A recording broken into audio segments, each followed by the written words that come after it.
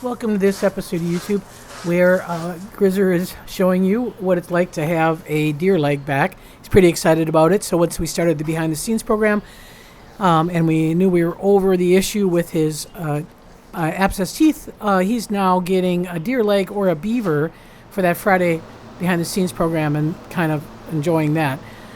Other things on our mind is the aging of Denali, and we're getting a lot of questions about how long is Denali going to be in the pack. What's the transition plan? We're working on it. We certainly want to make sure that Denali is comfortable. We know that he is aging. We know that he is weaker. We know that he is having a harder time getting up.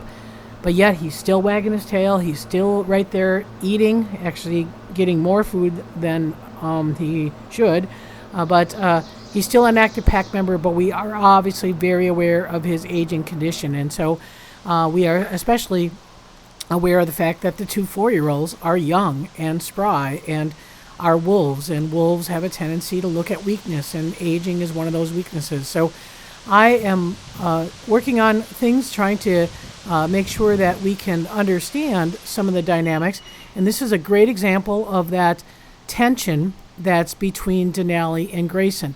A lot of that's food driven, and so we've been buying extra chicken. We are very fortunate that we have some great wolf care staff who have donated personal finances to buy extra chicken so that we can get Grayson a solid meal. We make sure Bolts always have enough food to eat. Obviously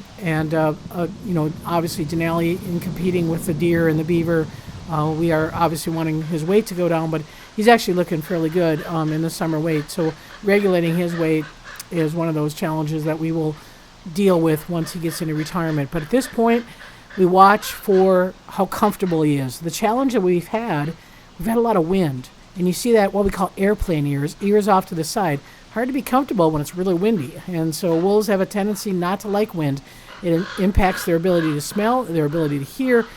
He's always very aware of where's Grayson, where's Axel, and what's going on. Are they kind of excited, and is that excitement going to redirect to him? And so we're watching that, and anytime Grayson circles behind Denali, we want to be mindful of that. So when we're doing wolf care, when we're interacting with Denali, we're doing body work, we're brushing him, we always have to be aware if Grayson comes behind him in that slow, deliberate walk, that is a posture that we got to watch for. Grayson's a pretty predatory animal, and here he's doing what's called a stiff leg jump. We've had a little trouble with our UV filter system. The current we got that fixed, the UV working, and then now the water float is not working, and that's what Grayson's hearing is the excess water. When Grayson gets frustrated, he lets out a howl. When Grayson, something is different, something has changed in his environment, he lets out a howl. So we've been noticing a little bit of tension between these two, and this is why we really had hoped for pups this year, because this is the time. These 4-year-olds are full of, activity. They're full of rank order dominance, and it would have been really nice to try to get some stability in this pack. Can't do that, obviously, so we're going to just try to do the best we can.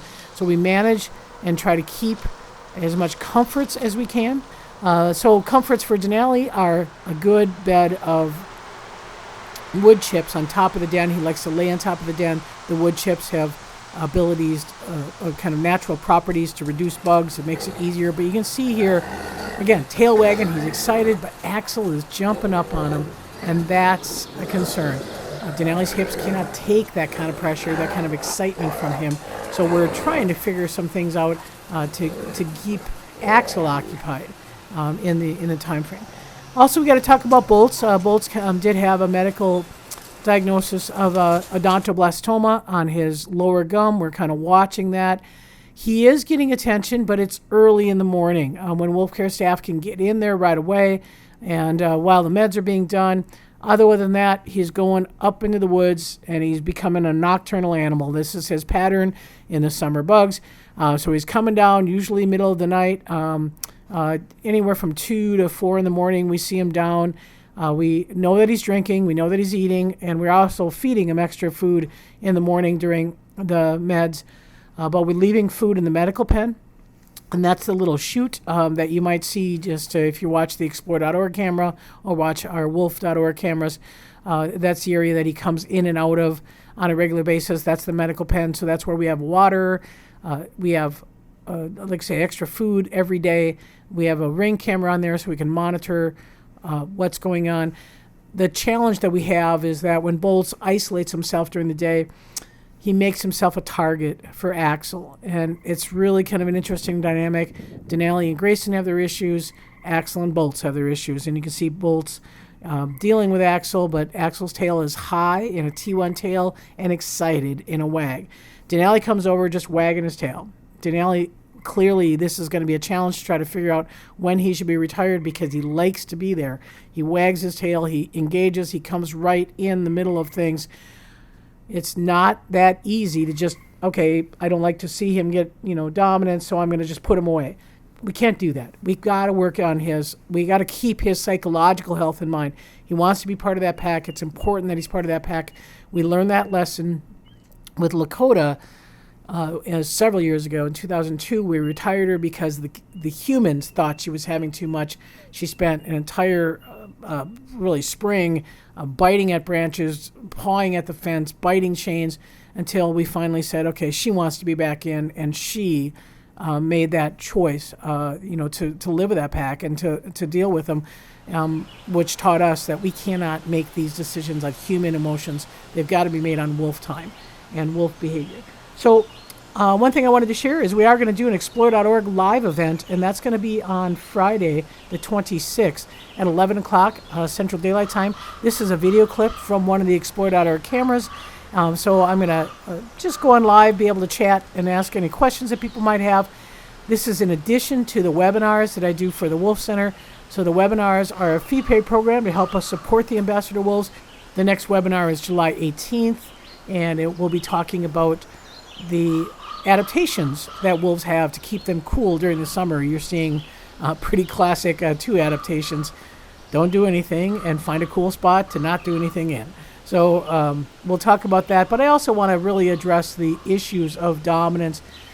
When does play become too intense and stress? And you're seeing some yawning there. That's Denali. That yawning isn't necessarily tired. The yawning is probably, again, triggered by Axel, who's blocking him from exiting. Denali's an old wolf. It takes a little bit of movement to get him up and moving. And so just that presence of Axel makes Denali a little bit stressed. And so we have to be very, very diligent on reading behavior and understanding behavior and then managing behavior. So again, I wanted to share that with you. So Friday, the 26th, you go to explore.org live event, and you will see us go live, start streaming, and we'll be able to answer questions. Otherwise, if you want to join us for the webinar, that is a program for the Wolf Center on July 18th. You can register for that at wolf.org. So thanks for watching, and we'll see you again.